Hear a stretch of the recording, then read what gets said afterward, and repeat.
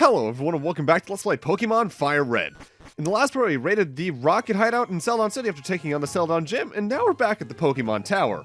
Because we got the Self-Scope at the end of the Rocket Hideout last part, and that allows us to see ghosts here in the Pokemon Tower. In effect, not only does this allow us to complete the area, but also catch wild Pokemon. So if you want a Ghastly, Haunter, or Cubone on your team, you can catch one now in here, no problem. And now it's time for us to take care of this ghost. The Self-Scope unveils its identity as a Marowak, the evolution of Cubone, starting at level 28 or so, pure ground type, weak to water, grass, and ice. It's got good defenses. Its attacks aren't the best, though. It's also relatively slow. You can't catch this one, though, because it's a ghost. It's dead. But if you want to get one, you can just catch a Cubone around here. Probably won't take too long to level up to get to the point where it will evolve. It's not awful. There are better ground types, but it's not awful. I remember there were a couple of occasions when I was a kid, though, where I did a stupid. And I guess I got distracted by, like, the TV or something. But I forgot I was either not fighting this battle or the Jigglypuff trainer battle near Mount Moon. And I looked back down and I thought, oh, I'm fighting a Marowak or Jigglypuff, time to catch it. And I wasted like 5+ Pokeballs. Oh, young me. I'd say I'm better now, but I'd still do some dumb shit.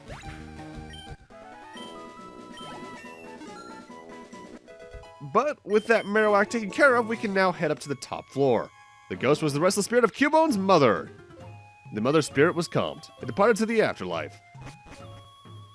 And at the top here, hello Team Rocket. We got 3 required battles in a row here. Only the first fight, off the top of my head, has a completely new Pokemon for us to fight, though. After we go through 2 Zubats, he's going to throw out the evolution of Zubat Golbat. Still poison flying, so it's weak to rock, electric, psychic, and ice. It's got decent speed and attack, but it's still only okay.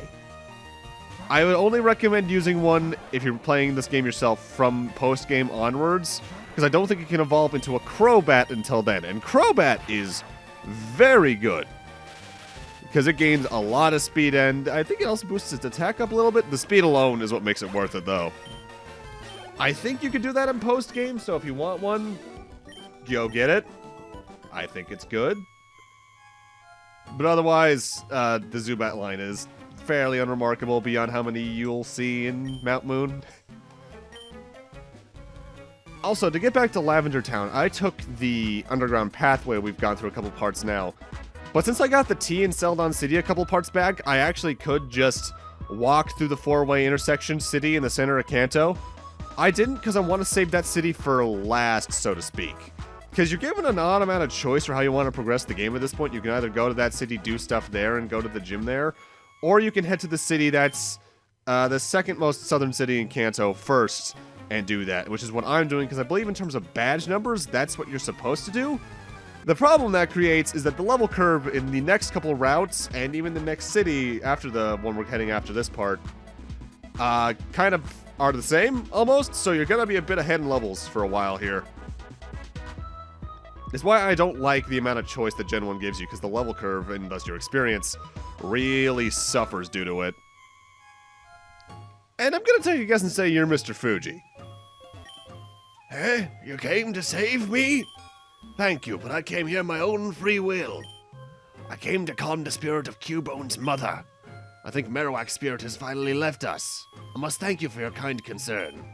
Follow me to my home, Pokemon House, at the foot of this tower. Kyle, your Pokédex quest is one that requires strong dedication. Without deep love for Pokemon, your quest may fail. I'm not sure if this will help you, but I'd like you to have it. And we get the Pokeflute. I'm assuming you're going to explain what this does. Upon hearing the Pokeflute, sleeping Pokemon will spring awake. Try using it on Pokemon that are sleeping obstacles. We've seen 1 or 2 of those throughout the journey thus far, and one of them is directly to our south. Welcome to Route 12. We were technically down here earlier when we first got to Vermilion, but we couldn't do something due to a sleeping Pokemon. My Pokemon's ashes are stored in the Pokemon Tower. You can have this TM. I don't need it anymore. And we get TM27. This is one of my favorite moves in the game. This is Return. This does more damage the higher your friendship values with the Pokemon in question are.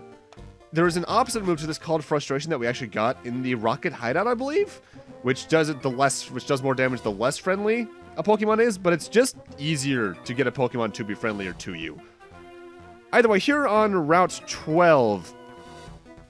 Now, here on Route 12, when you eventually find tall grass that you can find Pokemon in, you can find Oddish, Bellsprout, Pidgey, Venonat, Gloom, and Weepinbells.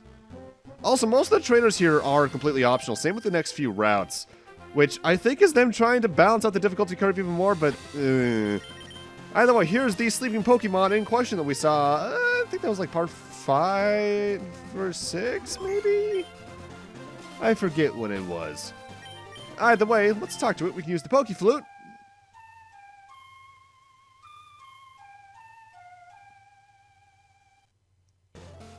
And wake up Snorlax. Snorlax is a heavy normal type Pokemon, only weak to fighting. An extraordinarily high HP stat and some special defense to boot, if I recall correctly, and a normal attack stat. The problem is, it's extraordinarily slow. There are only 2 of these you can catch before beating the game. I do believe they respawn after that point. And I do want to catch this one just for the hell of it, really. But the problem is, it has a very specialized moveset. It has Rest, Snore, I think Slam, and something else. That essentially means it can recover its HP, put you to sleep, was Yawn, that's the other one I'm thinking of, and then attack while it's still asleep. It also has a Chester Berry to start, which will completely restore it from the sleep status upon the first use of Rest. This fight is a war of attrition to see if you can catch it before it just eventually takes out your team.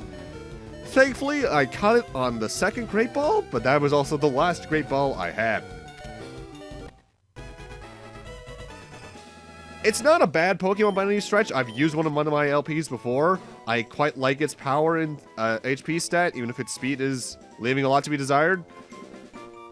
I won't be using it this time, though, because I have other priorities. I might be using its little spiritual successor when I eventually get to Hoenn, though. Wink, wink, nudge, nudge. And with that, we can now continue farther down south into Route 12, where this house is here and the entire reason I came down here for now. I'm the fishing girl's younger brother. I simply love fishing. I can't guard a bear without. Tell me, do you like to fish? Grand, I like your style. I think we can be friends. Take this and fish, young friend. And here we get the Super Rod. This is the best rod in the game that allows you to catch more than just Magikarp. There's one step of rod in between that in this one. That's the good rod. We'll get that next part. But you can grab the Super Rod now. It has the best chances of catching anything. With the Super Rod here on Route 12, or back on Route 12, you can catch Horsies, Krabbies, Gyarados, Psyducks, and Slowpokes. Though the Psyduck is FireRed exclusive, while the Slowpoke is Leaf Green exclusive. And now we're on to Route 16. I want to use Cut to get up here for a couple reasons, though. First off is to fight this cute couple, who has 2 new Pokemon for us, Ninetales and Rapidash. Ninetales is the evolution of Vulpix from when you use a Firestone on it. It's got good special defense, and I think it's relatively fast, but it's lacking in power. Weak to ground, rock, and water, as most fire types are. Rapidash shares that weakness subset, however, makes up for it in a high attack stat and speed stat. However, since fire was a special attack type in this generation, it's not the best fire type by a long run. If you had to get a fire type that wasn't Charmander's line in the long run, again, I'm going to recommend either the Growlithe line or one we can start encountering far-ish parts from now, I think. Even though I don't like that one either too much, but it's better than the Rapidash or Vulpix line in this generation, I should note. Either way, Route 12, no, Route 17 is what we're on now. 16, sorry, my brain's slowing. Pokemon you can encounter here are a bit weird because there's only one grass part on this route that you can access. But you can run into Rattatas, Spearows, Raticates, and a new Pokemon, Doduo. We'll be seeing them within the next couple of parts, though, so don't you worry too much about that.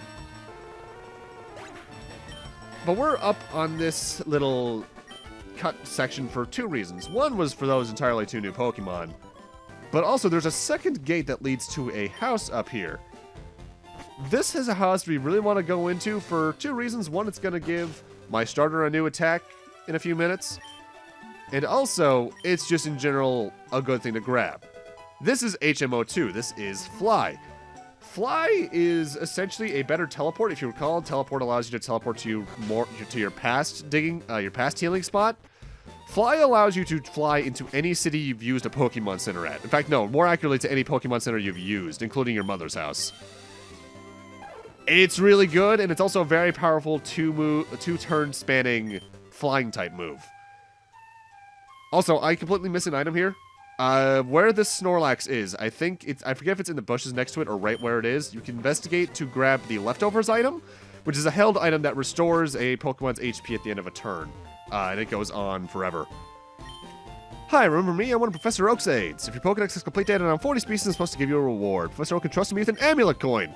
This is a held item that increases the amount of money you win in a battle as long as that Pokemon is using it, I believe? If you combine that with Meowth's Payday, you can get some serious payout from any given battle. In fact, the best way to get the Porygon from the Game Corner is to use that combination in the final boss gauntlet over and over again until you just have enough money that you can buy the coins to get him. Anyway, welcome to Route 17, which immediately has a trainer with a new Pokemon for us. This Pokemon trainer is going to send out Wheezing, the evolution of Coughing, starting at level 35. Week 2, Ground and Psychic, because it's pure poison type from my memory. And while Coughing already had some pretty good defense stats, this thing takes it even further. And I think its attack stats are also a bit higher, too. It's really good, especially considering, despite its weakness to ground, it can have the ability Levitate, which completely nullifies any and all ground-based damage. I know I exactly haven't been talking a lot about abilities throughout the game, and that's mostly just because casually any ability a Pokemon can get can work. I just care more to focus on the journey ahead of us. Either way, welcome to Route 17, the biking path. This place is a downwards hill that you are constantly falling down on. And this particular cue ball, I think the trainer type this is, has a new Pokemon for us, Machamp. This is the fully evolved form of Machop. We actually haven't seen the secondary form yet. This thing is a destroyer of worlds with an extraordinarily high attack stat and some okay defenses from my memory.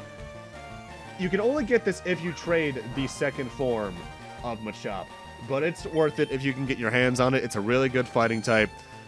Problem is, to me, due to it being a monotype, is fighting types in Gen 1 didn't get a lot of good moves throughout the game from my memory, so you're kind of stuck with that. It's not bad, though. It's just that Anthem can take it out no problem because Psychic.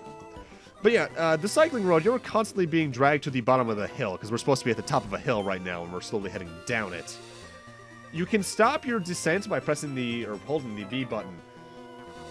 But ultimately, you can just skip most of the battles here anyway, so there's no reason to do so. In fact, the only reason you'd ever want to press B is to find some of the hidden items around here, which I am going to find, because they're all good items.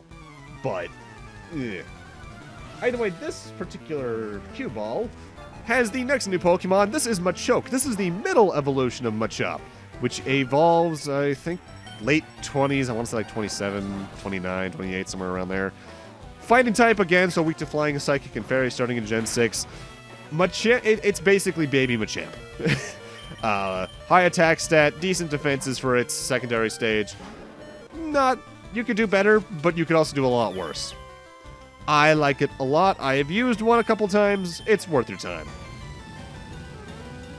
But this battle is very special, because if you look down in the experience gauge, Blaze is about to hit level 36. And for starter Pokemon, that's a fairly interesting level. Also, the Seismic Toss, again, just does damage equal to your level. So that means it's relatively useless early on. But by endgame, that means you could do over 70 damage, depending on where you are in the game. At level 36, most starters are going to hit their third stage evolution. For Charmeleon in specific, that means we're going to become a Charizard, arguably one of, if not the most famous Pokemon out there for some reason, other than the fact it was the first fire starters for the final evolution. We're going to gain a flying subtype for this, which means not only do we gain a weakness to electric type moves, but our rock weakness is also doubled to a ×4. So, yeah, Brock would be hell with a Charizard. But it's still a great Pokemon, extraordinarily high special attack. It's a pretty good special defense and other attack stats. And I think it's also relatively fast. I think just statistically, it might be considerably the best Gen 1 starter in its final evolution. Not that the other two are bad, just that I think this is considerably the best for its move type. And since we gained a flying subtype, that means we can also teach Blaze Fly. That's why I actually didn't take Wing Attack there, so I could get rid of Growl finally with this instead. I am surprised with how long I kept around some of the relatively useless moves in casual play like Growl. In fact, I think some Pokemon might even still have a stat altering move right now where I am recording. But I assure you, my goal is in the long run get rid of a lot of those. Mind you, to some people that's bad assurances because they want me to have those because they think I'm a competitive player and will use that casually, which I won't. It's just my playstyle. Again, though, like Route 12, most of the encounters here on Route 17 are completely optional. In terms of Pokemon you can find on Route 17, that little patch of grass back up there. I think you can find Rattatas, Raticate, Spearows. You can find Spearows Evolution, Fearow here, as well as Doduo again. Also, heading north on this path is hell because you're slowed down because you're on a hill. Every game from here on is going to have a route like this, though, because I forget if I already mentioned this in this part. But on Route 17, you actually can't access this place unless you have the bicycle. So if you didn't get the bicycle coupon from the Pokemon fan club and then go get the bike, you can't come over here to get any of the Pokemon on this route or fight these trainers or grab any of the hidden items. The hidden items are arguably the best part of this, though, beyond the experience.